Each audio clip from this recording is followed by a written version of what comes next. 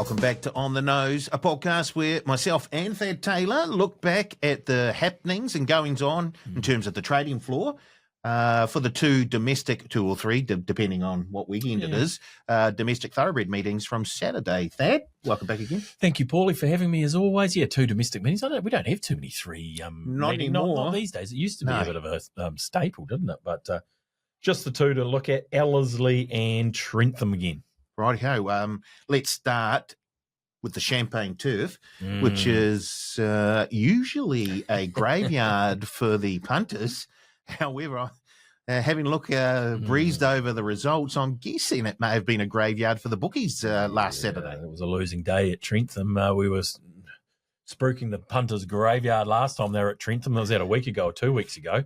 Where we made a fair bit there at Trentham. It wasn't the case on Saturday, and we'll get through the results. And there weren't too many winning ones, so you'll be enjoying it. Not for the TAB anyway. Not for the TAB, no, sorry. No. Yes, exactly. Right, let's start with the race one. It was for the 3-year-olds over the mile, and the favourite gets a great start to the day for punters. Coulthard at $2.30. Yeah, well, Lisa Latta held the key here. She had 3 in the race. And what saved us to a degree here was they did like Thrilling to a degree.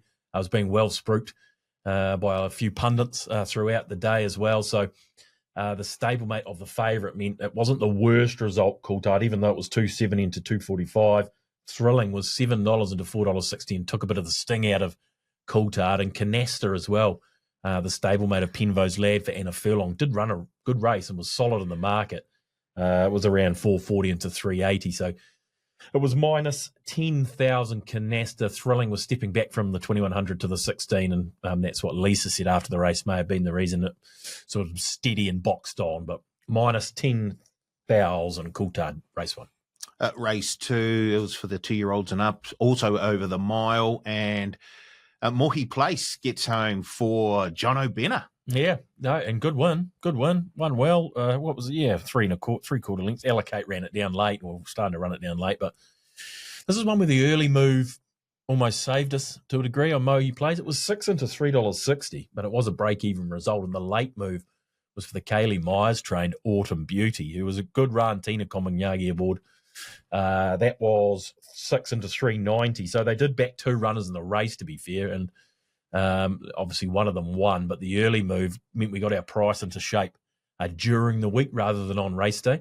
And then the money came for the Autumn Beauty, which meant it was a break-even result. Melkor ran in the money and was a mover at odds 26 into $14. So Justin Evans made it one of his value bets of the day and wasn't too far away, and the money came late. But Mohi Place, we managed to sneak out break-even because the move came early. I just noticed over the first 2 races of the day, there's been a bit of support for the Tina Komanyagi runners, Thrilling in the first, and Autumn Beauty in the second. So is that a wee bit is that a sort of a trend that you sort of see when it comes to Tina travelling up north? Well, I don't know about up north. Well, certainly we don't have to wherever talk she about goes. We don't have to talk about it down south. There is an absolute train, but maybe there's something to keep an eye on. I didn't notice that myself, but she is a popular jockey, there's no doubt, and even when she gets to Trentham, she is well supported. But yeah, in terms of a trend, well, we'll have to keep our eyes peeled. Right, race 3, a benchmark 75 over the 2,200 metres.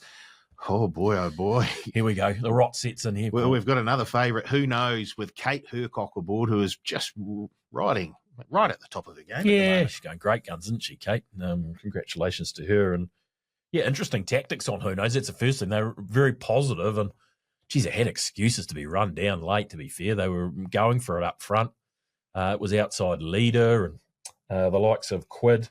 They had their chance to sort of run it down, Who Knows, but just kept boxing on. And look, everyone's multi-bets were live. It was $2.70 into $2.40. It was minus 25,000. It would have been worse had it not been good support for Quid, even though it was $3.20 out to $3.50. Obviously, Kevin Myers ran ahead as its admirers did Quid, and Rogue Romance ran a good race, 8 into $6.50 for Lisa Latta again. So that took a bit of money as well. And so did Malfi Rosa, the Southerner. So it was John Blackadder of Malfi Rosa, and he had ears back in the main race of the day, and that took some support. It was probably the worst result in the race, was Malfi Rosa. Probably wanted a heavier track potentially, but most people pleased with Who Knows, minus 25,000.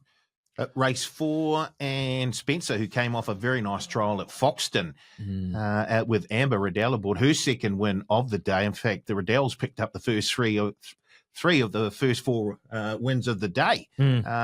Spencer, did the bookies get a wee bit back there? Yeah, not really. Right. A little. It wasn't as bad as Penvo's Lad. Penvo's Lad was the one that they really did want. That was $5 into $4. That was minus 50,000.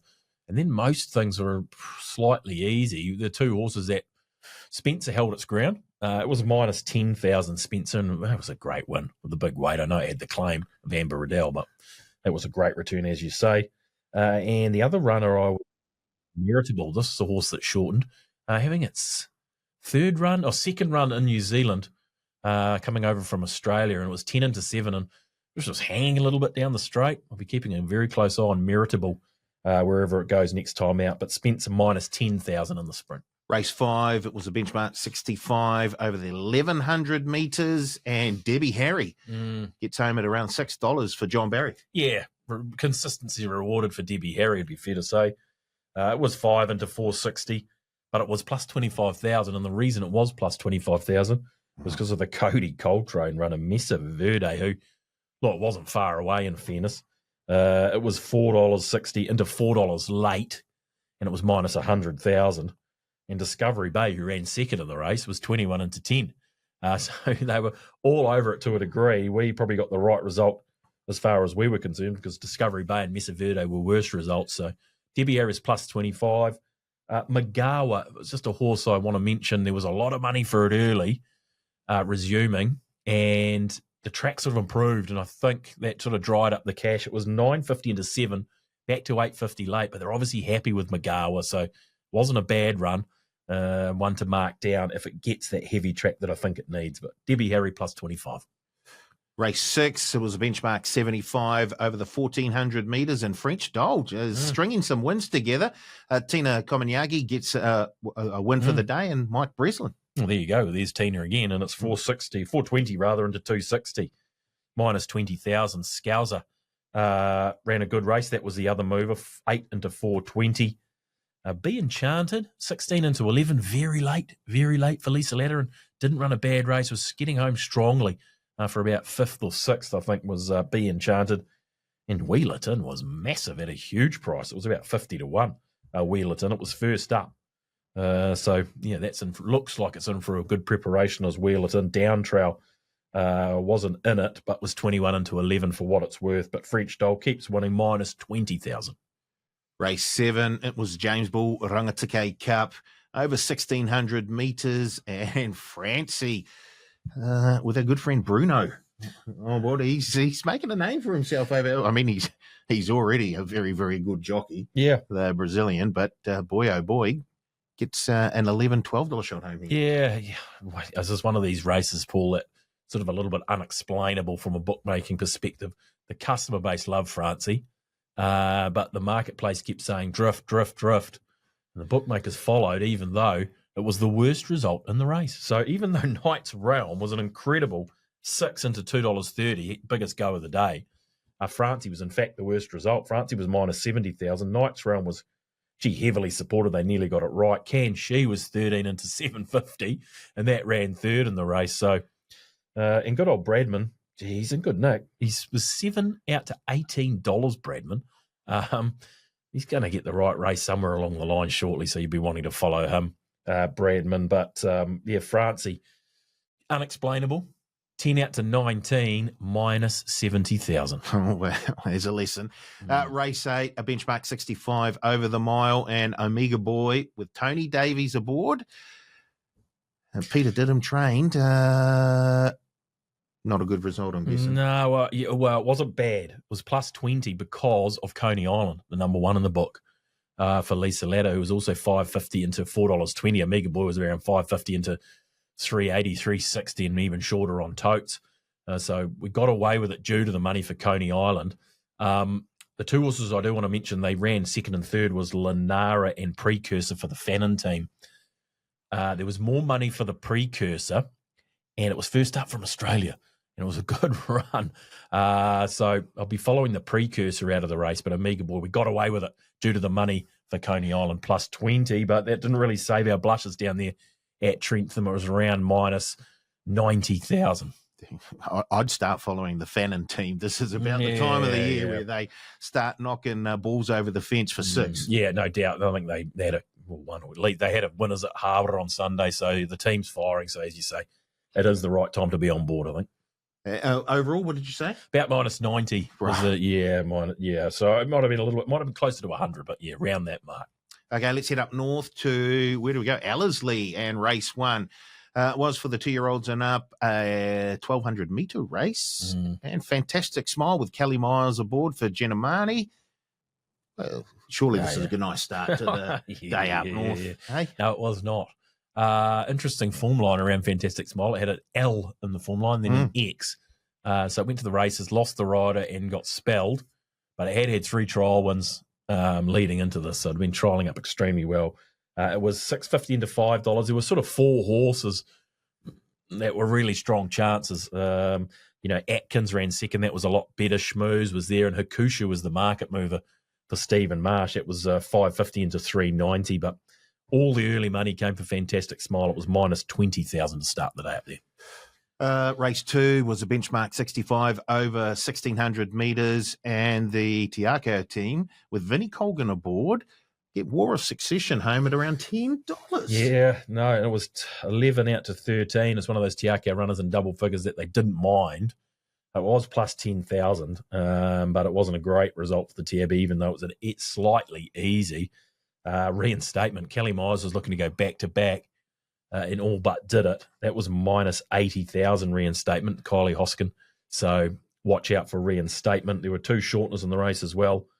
God of Eros was 10 into 650, and Chorse 9 into 480. That ran a bold race, Chorse. It was up on the speed and then had to work again and hit the front and was a sitting duck late. It was 9 into $4.80. But that is not the first time we've seen money for Chorse. And sometimes you get those horses that are constant movers in the market. Chorse may be one of them, but War of Succession plus 10. At race 3, it was an open handicap over 1,400 metres, and Sterling Express with Warren Kennedy aboard. Salutes the judge.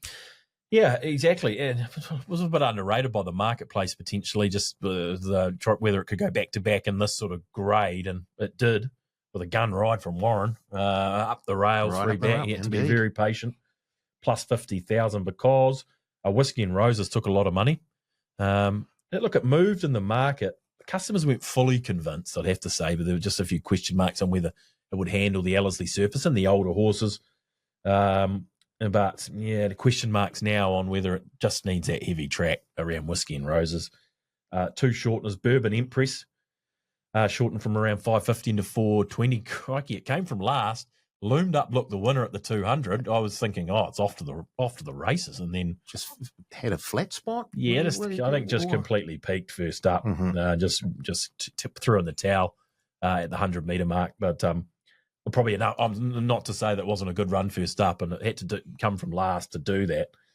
So with natural improvement, that won't be far away. Grand Gallows always well backed. It had its chance.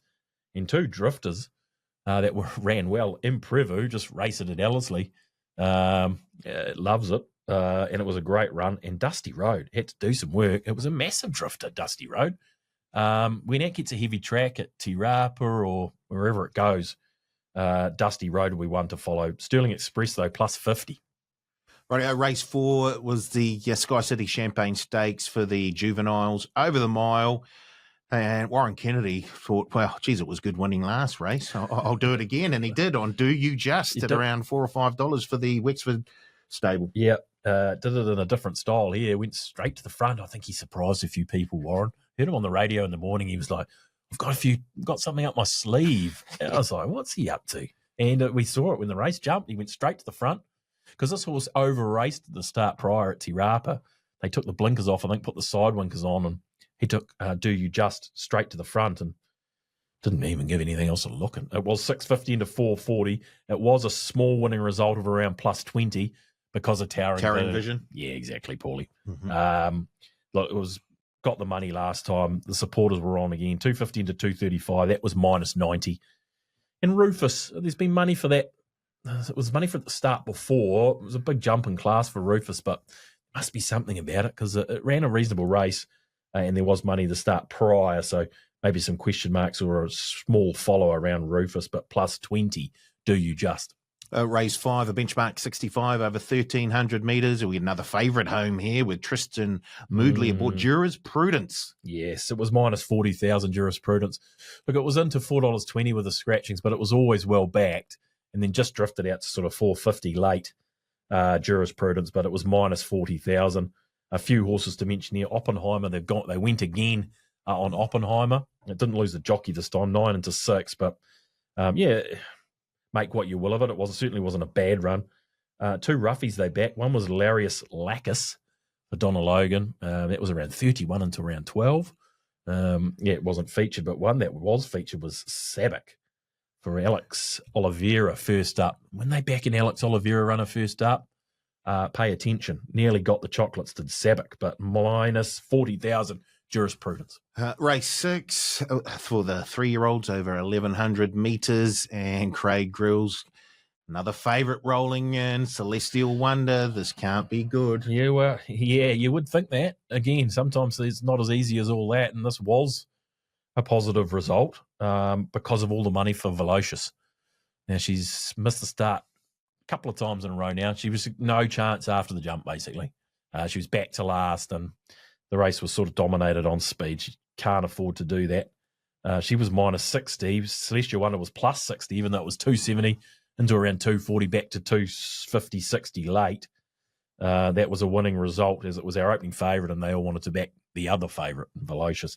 LaCullen for Peter Didham ran a very good race. Led and boxed on well, and there was some money for it in the marketplace, 13 to 850, but plus 60, an unusual winning result on a Te Akau favourite there.